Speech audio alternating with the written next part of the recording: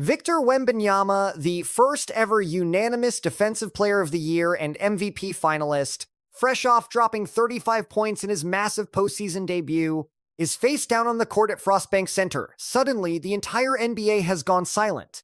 Now, fellow NBA players are dropping shocking truths about his health, sparking fear across the league. The fall, the medical diagnosis, and the global reaction. Here is how the nightmare unfolded for San Antonio. Tuesday, April 21st, 2026. Game 2 of the Western Conference first-round Spurs versus the Portland Trail Blazers. The Frostbank crowd was electric, still buzzing from Wemby's 35-point playoff record in Game 1. San Antonio took that opening game 111-98. Up 1-0, the Spurs held the second seed. They hadn't made the playoffs since 2019, and the man behind it all was dominating. With 8 minutes, 57 seconds left in the second, Wembanyama attacked the paint. He spun around Trailblazers guard Drew Holiday before a hard foul sent him down. What happened next shifted the night, and maybe the entire NBA playoff series. Lunging toward the ground, Wembanyama tried to dish the ball out to a teammate. Because of that, he couldn't protect his head when he slammed into the court. His jaw took the full impact of the hardwood floor. 7'4", moving fast, no hands to cushion the blow, the arena went stone quiet. Wembanyama stayed down for 30 seconds before sitting up for another full minute, talking quietly to his young teammate Stephon Castle. He looked totally dazed.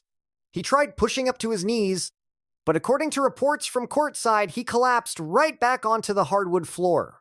Head between his legs, he tried to focus.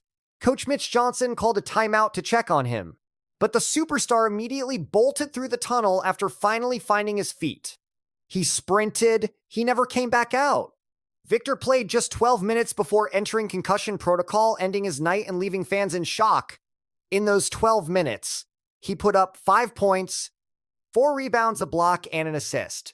The Trailblazers rallied from a 14-point hole in the fourth quarter to stun the Spurs, winning 106-103 and tying the series. Without Wembanyama, the Spurs blew a massive fourth-quarter lead in the playoffs for the first time since 2003. The man crowned the league's top defender just hours ago was now in a quiet room for a neurological evaluation, and the basketball world did not handle the news well. Those who saw the superstar hit the floor up close, standing inches away when that 7'4" frame crashed jaw first into the hardwood, reacted exactly how you would when you truly care about a teammate's health, not with PR cliches, but with raw, visible fear.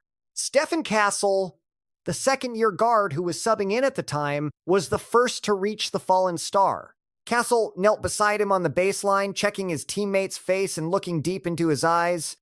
After the game, the guard gave a measured but very telling account. "I was just checking on him, making sure he was okay," Castle said. "Obviously, he ran off the court, so that is a good sign." Castle tried his best to focus on the positive. The fact that Wembanyama could stand, could jog, could move under his own power. But his tone said it all. This was a teammate trying his best not to lose it publicly, while clearly being deeply shaken by what he just witnessed. Then there was the rookie, Dylan Harper, who gave us the most telling look at Wembanyama's immediate condition. Harper was one of the first players to reach the star before he left the court. He wanted to see how Victor was processing the impact of that fall. "I tried talking to him," Harper told reporters later. He said, "I am doing okay.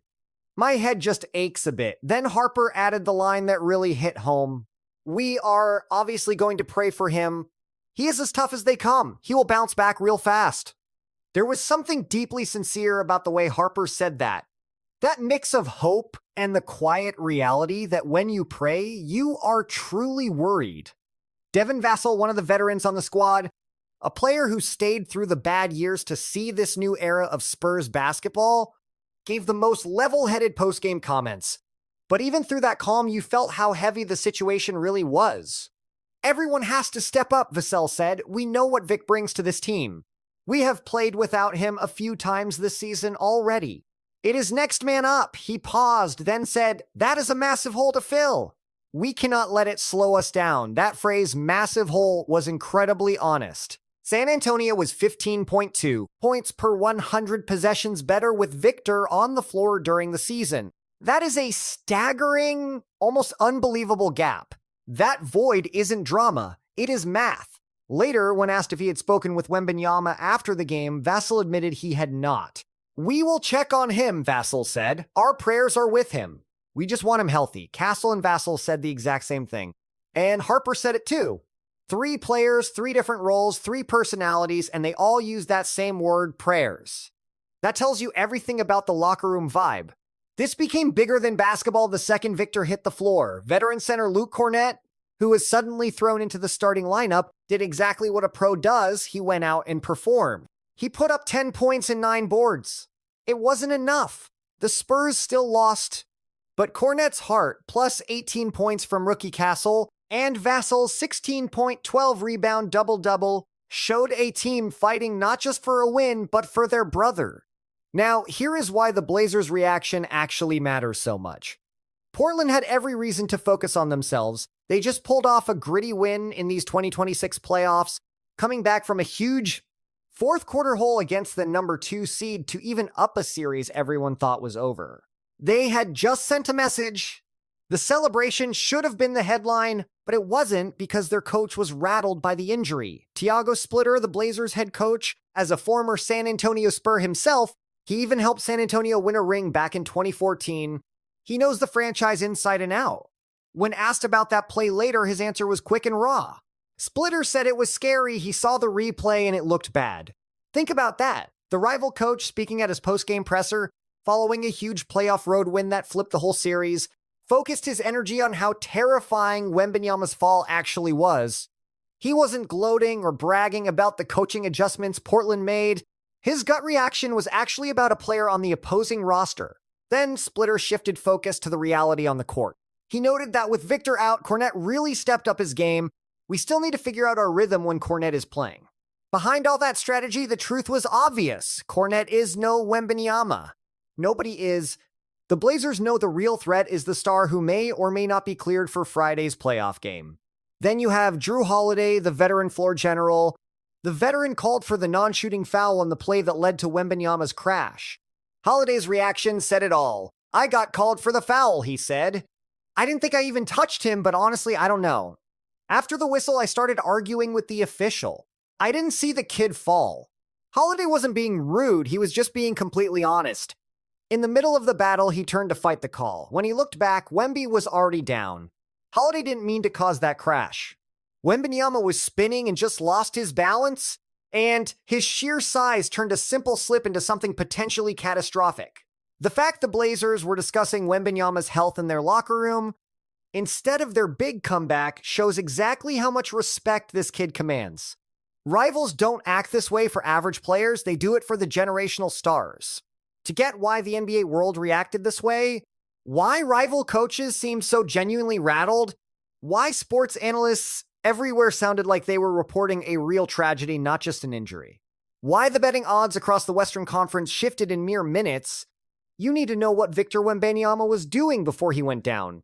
The day before that faceplant was easily one of the most decorated stretches in recent basketball history. On Monday, April 20th, Wembanyama became the first unanimous Defensive Player of the Year in league history. He grabbed all 100 first-place votes from the media, not 98, not 99, every single one. Dwight Howard was the previous youngest winner, taking it at age 23 in 2009. Age 22 and 107 days old, he didn't just win the trophy, he made everyone else look like an afterthought. He joined Michael Jordan and David Robinson as the only players to win Rookie of the Year and DPOY. But Wembanyama took it one step further. He's the only superstar to win both of those awards unanimously.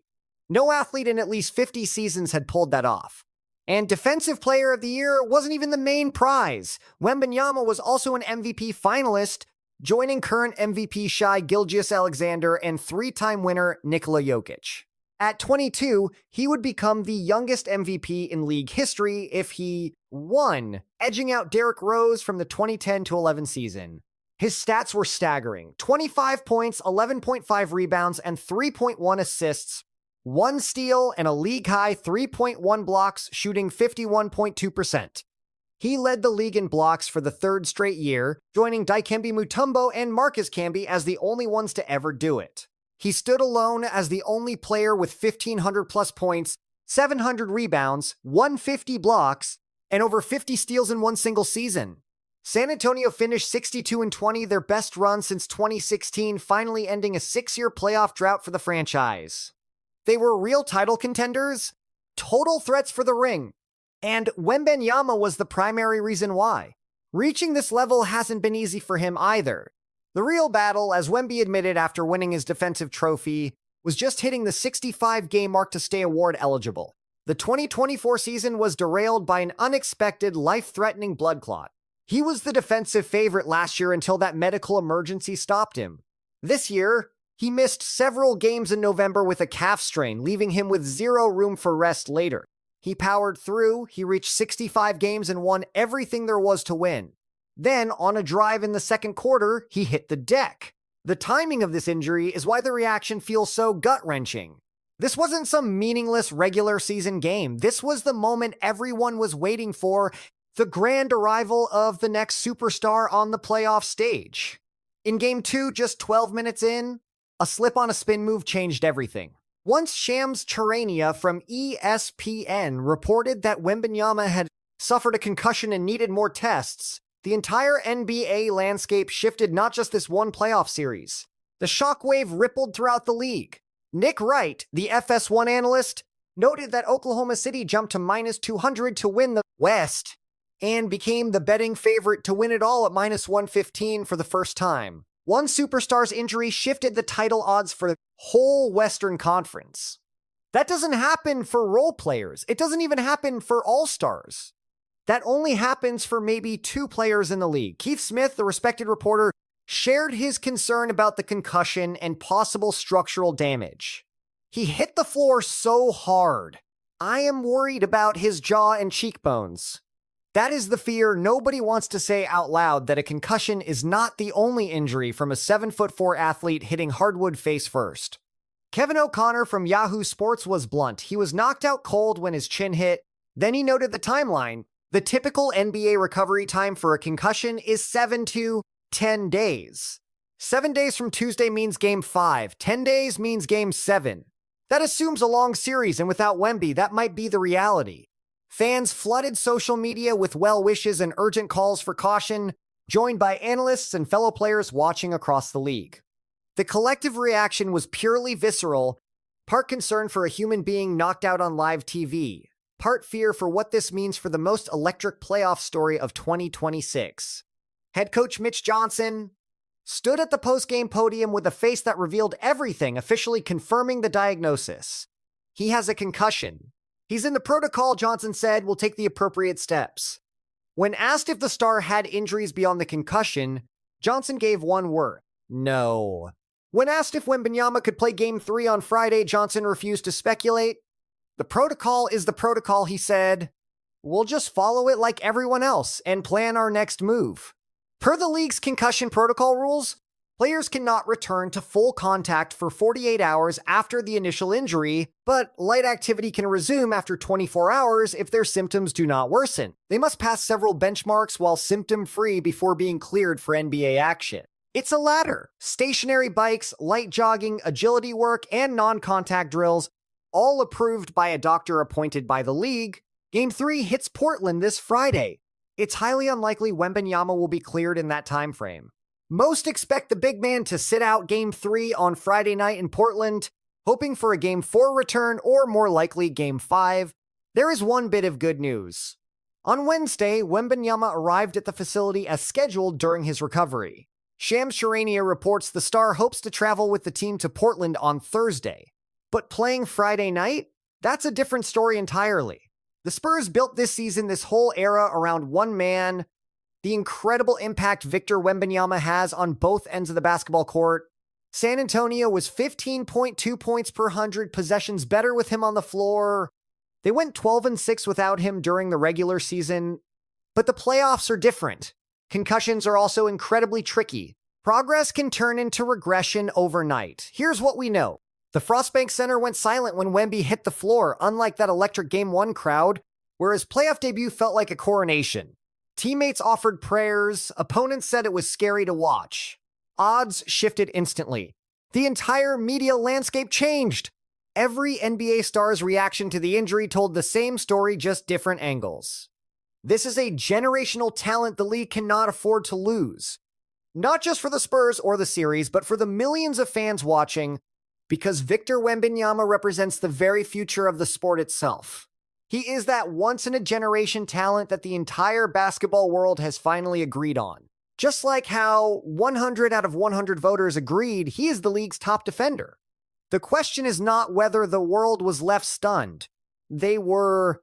The real worry is if Victor Wembanyama returns to the court soon and if the San Antonio Spurs can survive until he is